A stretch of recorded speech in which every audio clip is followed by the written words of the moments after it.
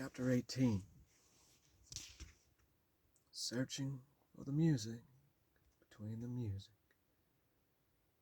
Trying to find the notes between the notes.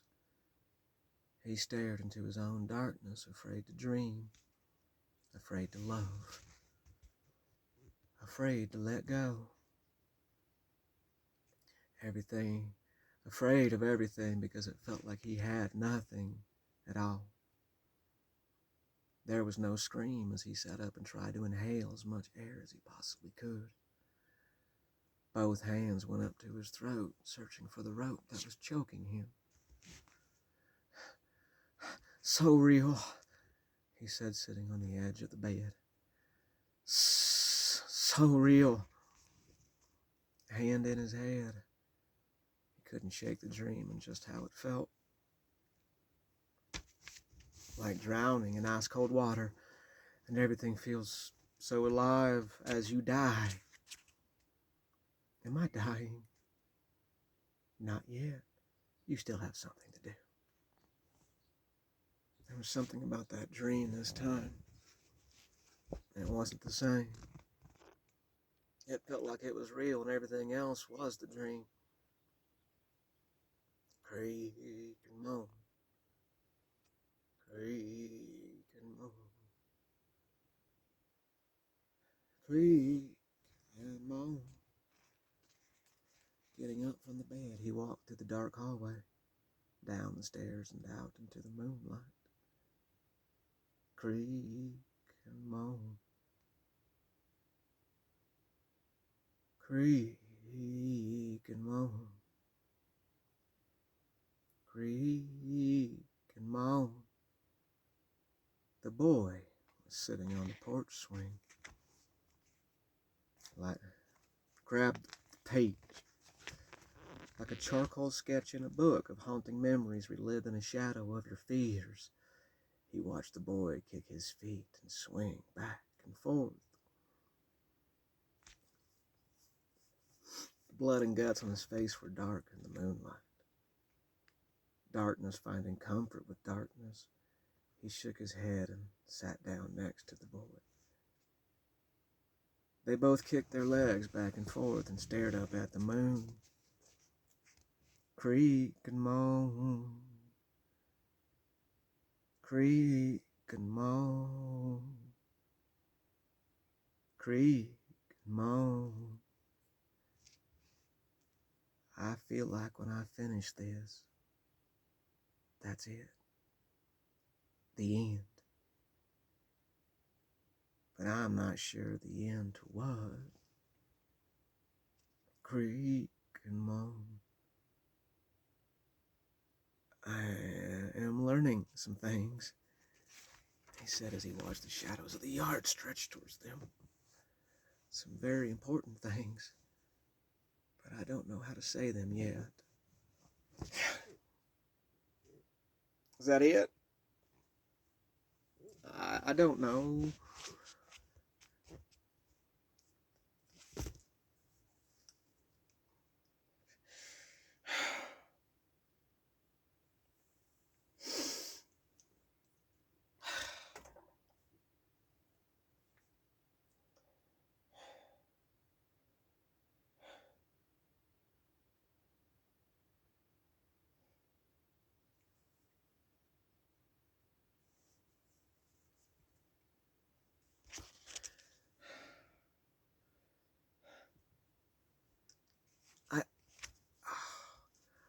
I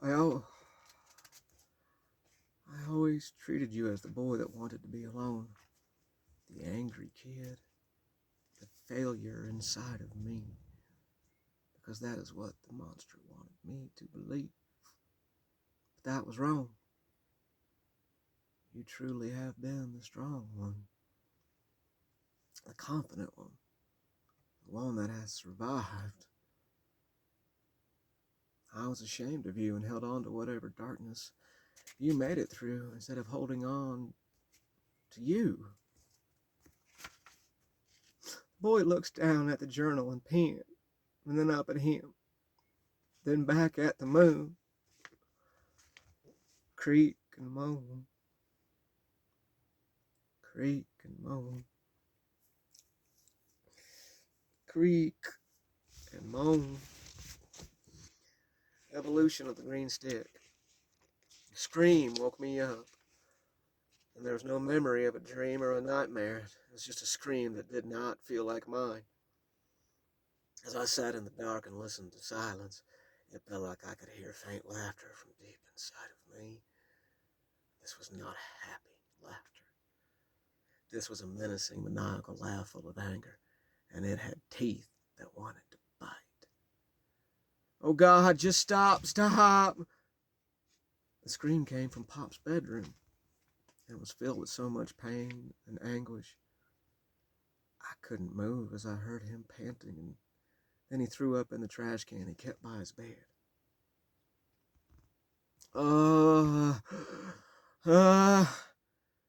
His cries finally pulled me out of the bed, and as I walked down the hall, I heard another choking scream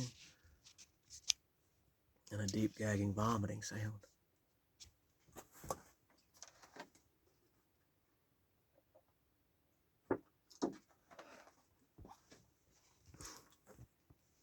I heard that maniacal laughter in my head again, and as I reached for the doorknob, it was like the world came to a halt.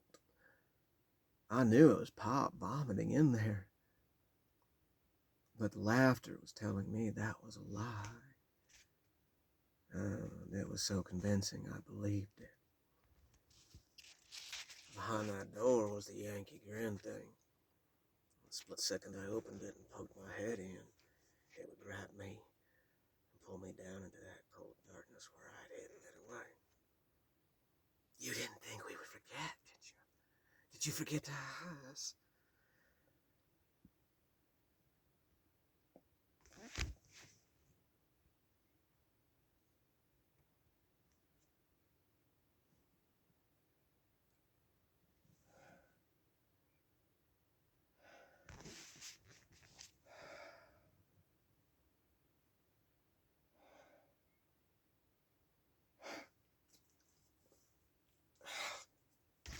Oh, ah.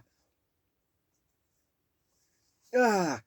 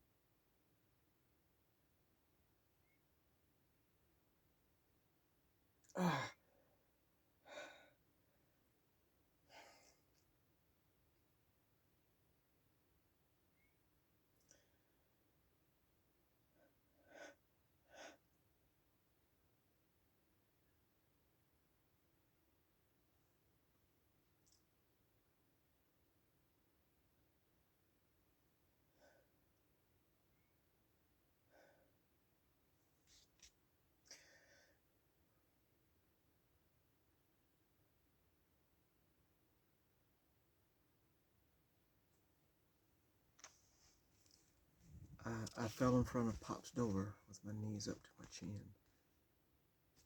Please don't. Just come on. Don't. God damn it.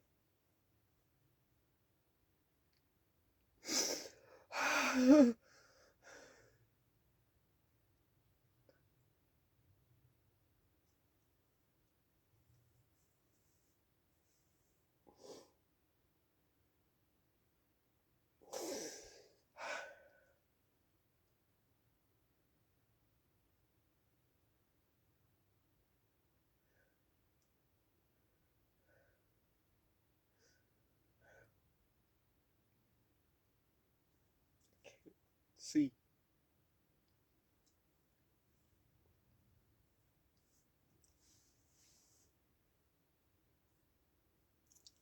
Ah, damn it.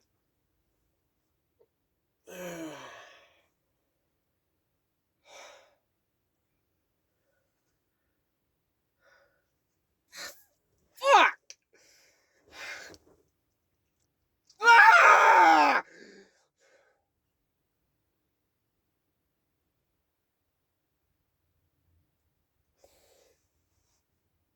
Oh,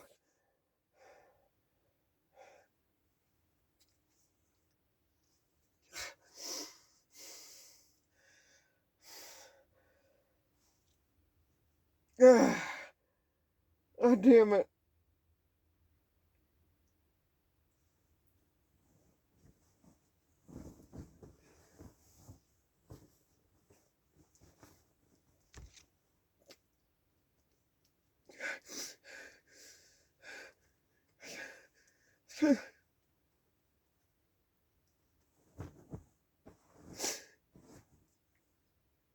Ah, damn it.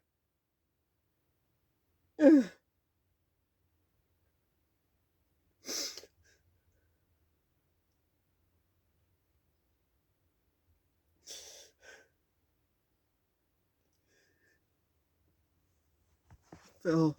I fell in front of Pop's door with my knees up to my chin. I couldn't. I just couldn't. If I opened that door. Know your fears, let it go. Oh, yes. We never forget. Another round of screams and vomiting, and all I could do was rock back and forth in front of Pop's doorway. We have grown strong in the dark. Here, you want to see? Pop screamed and puked, and all I saw was white as I heard my own scream in my head, over and over and over again. And then there was nothing. Hoss. I felt a gentle nudge as I swam up from a sleep that did not want to let me go. Wake. We will be here when you sleep again. Hoss, come on, wake up. Pop's voice was gentle as I opened my eyes. He was leaning in the doorway with a very tired look and a very gentle smile on his face. Rough night, huh? He said with a sigh and a laugh. All I could do was nod and get up off the floor. As Pop walked past me, I glanced into his room. The trash can was knocked over, and the floor was covered in vomit and blood. And there were footprints from where he stood up and shuffled his feet for balance, and had shuffled through the vomit. I heard that maniacal laughter in my head over and over again. And then there was nothing. I came home from school, walked in the back door, and saw Pop sitting in front of the hall closet.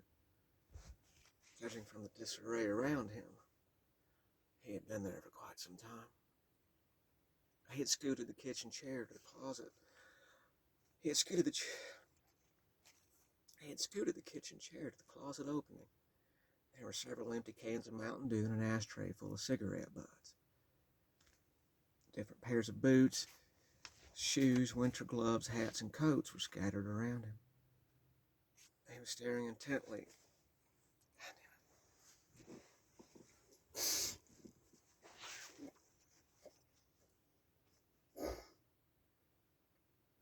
He was staring intently at the contents of the back closet, like he could wheel them forward if he tried hard enough. Hey, Pop, I said, standing beside him.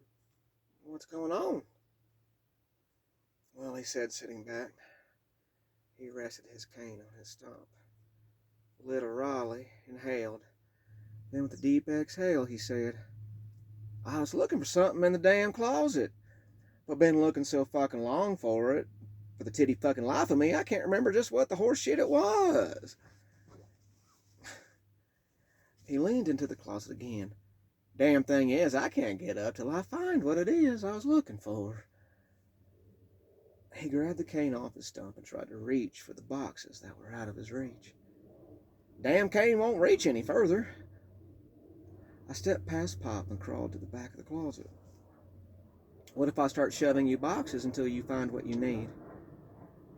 I belly crawled into the back of the boot-smelling closet and started to slide him boxes. I would wait until he opened each box, went through its contents, and with a "Shit, no," I would slide him the next one. I slid Pop the last box, and there it was.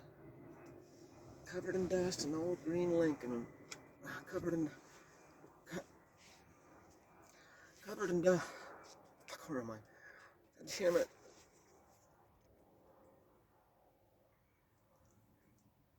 Damn it.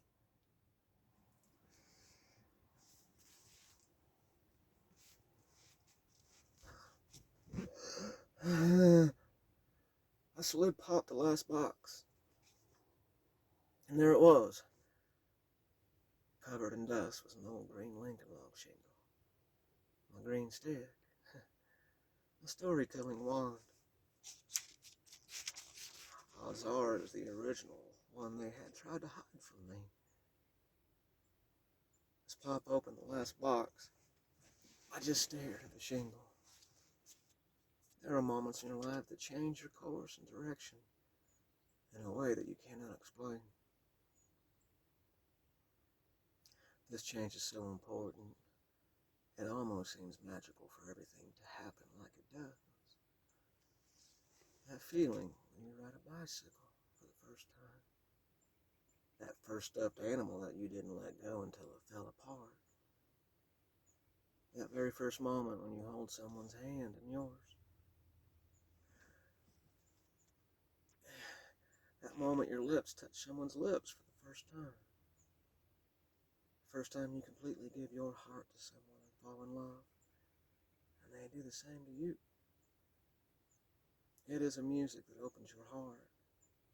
It refills your soul. Ah, here it is, I heard Pop say behind me with a very satisfied sigh. Come on out, Hoss. I grabbed the green stick and backed out of the closet. I stood up, holding the shingle in my hand, and just stared at it. Pop had slid the box he wanted out of the way and threw everything else back in a hurried rush. I'll get to that later. What you got?